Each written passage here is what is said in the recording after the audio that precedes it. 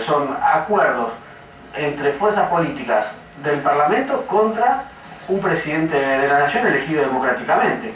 Y me recuerda mucho a esos artilugios que se hacían en la Roma imperial, donde los pretorianos secuestraban al emperador, lo amasijaban y ponían al emperador que ellos quisieran. Está bien, los emperadores no eran figuras elegidas por mayoría, pero acá hay una formalidad que se asemeja a eso, es decir, un grupo pequeño de legisladores decide destituir en tiempo récord a un presidente elegido democráticamente. Y yo lo que creo que la UNASUR tiene que actuar con la mayor rapidez y vehemencia, pero también tiene que estar muy atento, porque yo considero que Bolivia es el corazón de América Latina y hay sordos ruidos de aceros y corceles también en Bolivia en estos momentos, pero Paraguay está ahí muy cerquita. Y Paraguay tiene problemas de triple frontera, Paraguay tiene contacto con el Mato Grosso, Paraguay tiene problemas con la cuestión del narcotráfico, que son muy tentadoras para cualquier estrategia de inclusión por parte de Estados Unidos en el continente, ¿no? Y yo creo que eso hay que estar atentos a cómo puede llegar a relacionarse Paraguay sin la UNASUR o sin el Mercosur con Estados Unidos, con posibilidad de obrar libremente en un país latinoamericano que está en el corazón de América Latina.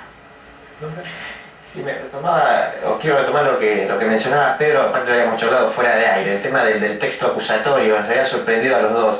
Así que quizás repito alguna cosa, pero les digo rápidamente, dice Fernando Lugo representa lo más nefasto para el pueblo paraguayo. El juego rápido sería, saquen Fernando Lugo, pongan Cristina Fernández, saquen pueblo paraguayo, pongan pueblo argentino, a ver si esto les suena. Bueno, Fernando Lugo representa lo más nefasto para el pueblo paraguayo, que se encuentra llorando la pérdida de vidas inocentes debido a la criminal negligencia y desidia del actual presidente de la República, quien desde que asumió la conducción del país gobierna promoviendo el odio entre los paraguayos, argentinos, si quieren pongan, la lucha violenta entre pobres y ricos, la justicia por mano propia y la violación del derecho de propiedad, atentando de modo permanente contra la Carta Magna, las instituciones republicanas y el Estado de Derecho. Eso es el texto acusatorio de los diputados. No es casual que dijimos lo mismo. Bueno, pero no es casual, no, claro. Y a su vez, también lo que charlamos, cuando el texto va a dar las pruebas, tiene un apartado que dice pruebas, si todas las causales mencionadas más arriba son de pública notoriedad. O sea, esto que yo les acabo... La prueba motivo por el cual no necesitan ser probadas. No necesitan ser probadas. Por eso digo, para cerrar, vemos que este es un debate, digamos, y que se está armando, o que se intenta generar acá desde los medios, toda una serie de, una terminología y una gran puesta en escena que intenta mostrar que Argentina está atravesando por un momento similar y que habría razones, ¿sí? Habría razones, por ejemplo, digo, para enjuiciar a Cristina Kirchner, digamos. Porque esto es lo que uno lee todos los días, todos los sábados y los domingos y todas las notas editoriales de los grandes medios. No la idea, Dante. No, sí. Ya las tienen. Con Brienza sobre ¿fue un tuit o fue un horario?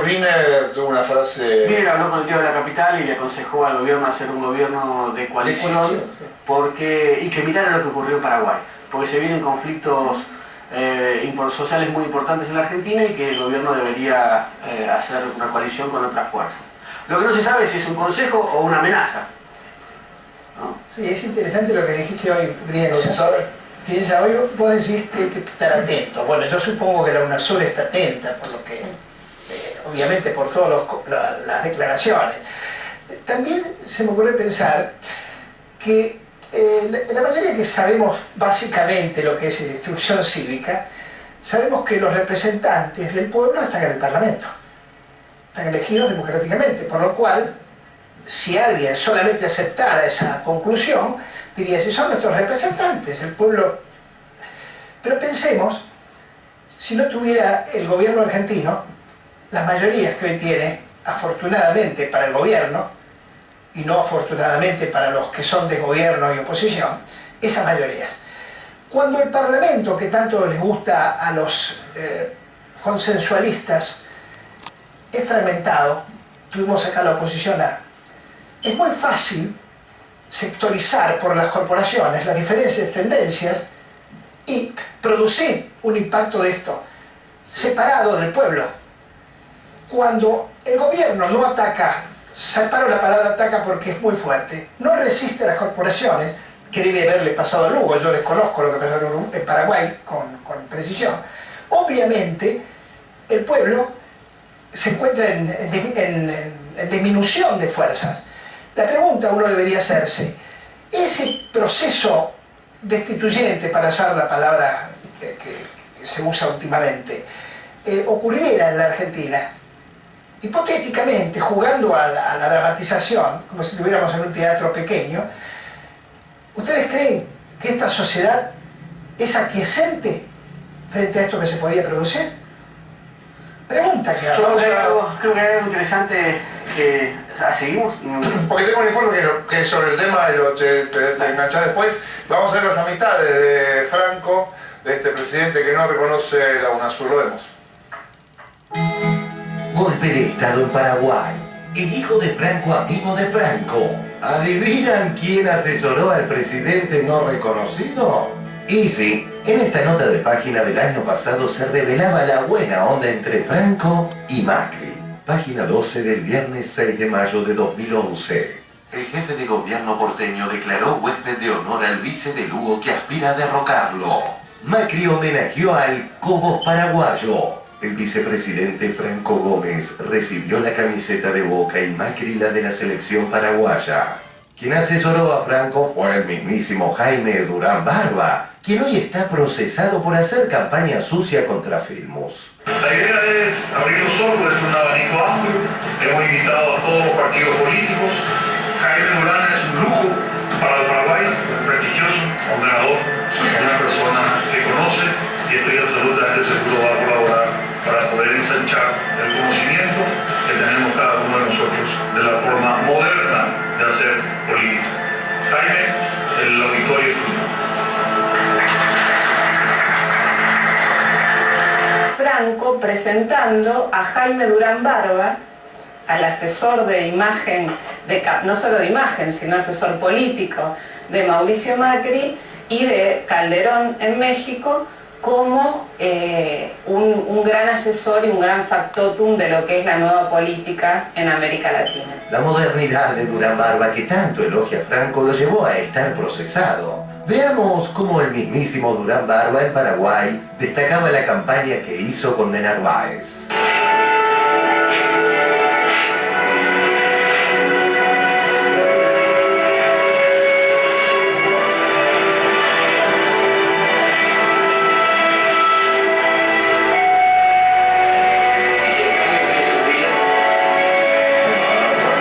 Algunos señalan que Durán Barba fue también asesor de Franco en sus campañas políticas. Tiene coincidencias ideológicas que quedan demostradas con la decisión del jefe de gobierno de la Ciudad de Buenos Aires de darle esta distinción a un vicepresidente.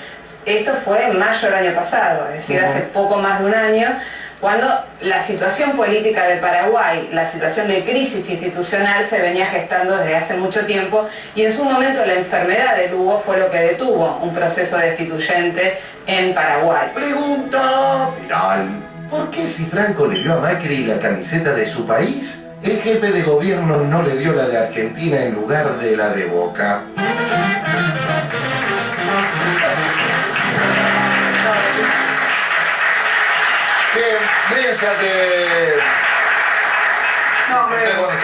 Me resultó muy interesante lo que decía Orlando, porque creo que hay que pensar varias cosas en el ámbito local, ¿no? Primero, lo que significa las palabras del presidente de la Nación de unidos y organizados. Unidos y organizados, ¿por qué? La propia fuerza del kirchnerismo, porque para este tipo de cosas. Segundo, a mí me parece que hay que ensanchar la base política de sustentación también del kirchnerismo, es abrir a otros sectores que puedan tener capacidad de movilización y de defensa de un gobierno que pueda ser acosado desde cualquier lugar imprevistamente, porque uno nunca sabe de dónde salta la liebre. Y tercero, es un llamado a... La verdad que es un llamado a Hugo Moyano, ¿no? Para que vea Paraguay y para que recapacite sobre lo que está haciendo, ¿no? Porque me parece que hay un Hugo Moyano anterior al año pasado y hay un Hugo Moyano hoy que es cómplice de aquellos que podrían hacer un golpe de Estado en Argentina como en el Paraguay. Y yo creo que Hugo Moyano y la historia de Hugo Moyano no se merece quedar en complicidad con cualquier tipo de artilugio que destroce las posibilidades del movimiento obrero organizado, que no son él, ¿no? Yo creo que se habla mucho de la pelea entre la presidenta del movimiento organizado y el movimiento obrero organizado ya le ha dicho que no a Hugo Moyano. Por lo tanto, yo creo que Hugo Moyano tiene que mirar Paraguay para darse cuenta dónde lo puede poner la historia si sigue por ese camino de acoso al gobierno de la presidenta Cristina Fernández de Kirchner. ¿Okay?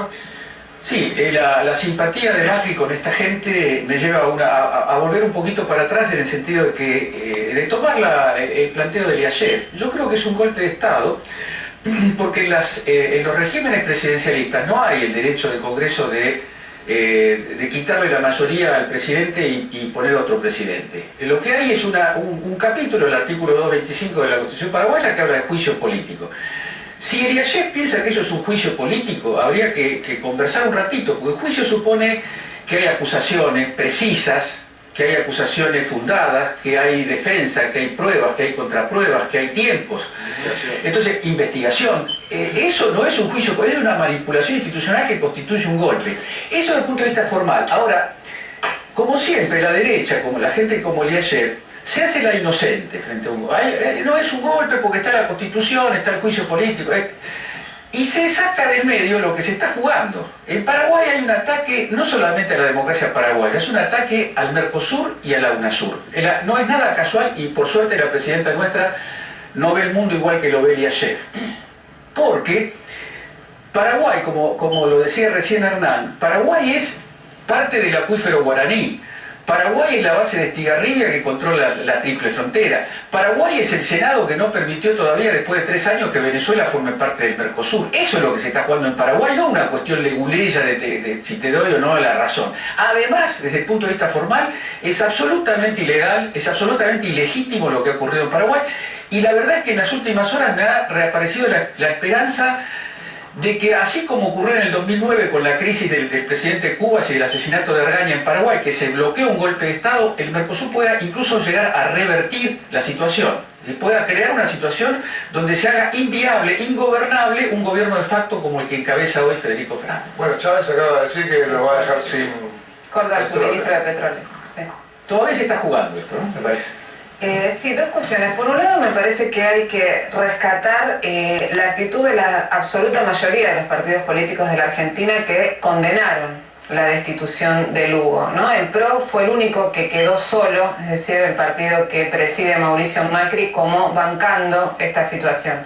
Y no es poco, ¿no? Porque marca a las claras cómo, bueno, se ve que el informe daba cuenta de una relación que viene desde hace años, y la verdad que ver también el protagonismo de Durán Barba muestra el vaciamiento de la política en un punto, ¿no? Cómo la derecha juega en ese vaciamiento de la política y cómo estos asesores, estrellas latinoamericanos no se equivocan en lo que promueven, ¿no? Y qué intereses representan en cada lugar. Parece que eso es digno de ser destacado.